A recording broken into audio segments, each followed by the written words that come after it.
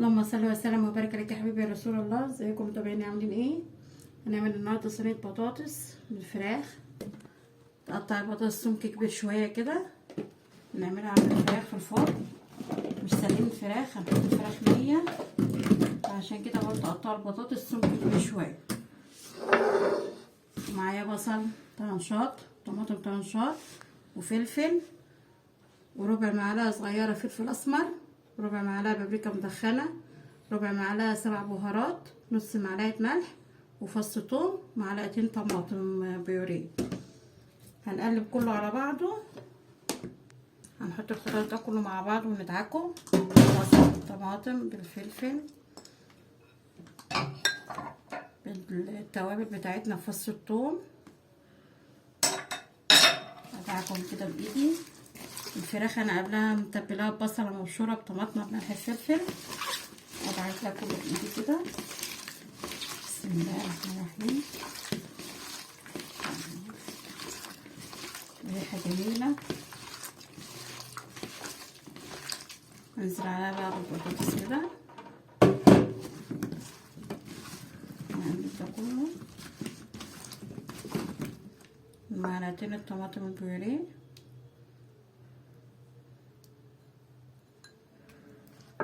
مقادير نضيفة نشتغل فيها عادي ان شاء الله.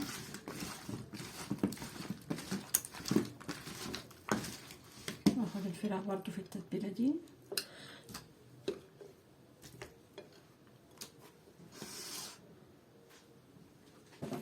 نقلب ان شاء الله، نخلي كل حاجة تاخد نفس الطعم. الفراخ تاخد طعم الخضار برضو. نجيب بقى البايركس اللي هدخلها بقى الفرن.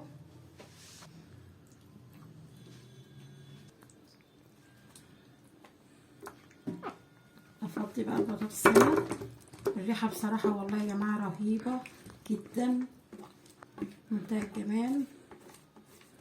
افرش بقى البطاطس كده، وزعها البايركس كده.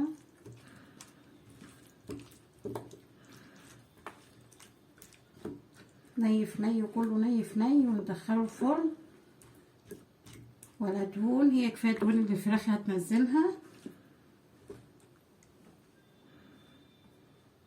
ولا ميه ولا اي حاجه، هي بس ايه. نولفها بورق الزبده بقى، ادخلها الفرن على درجه حراره 200 في الرف الوسطاني. ارجع لكم تاني ان شاء الله. هنعمل جنبها رز بشعريه، طبعا كلنا عارفين الرز ابو شعريه، مش محتاج يعني ان انا اعمله مع حضراتكم. وطبعا سلطه اخضر او شويه لسان عصفور، حاجه دافيه كده، وتبقى زي الفل ان شاء الله.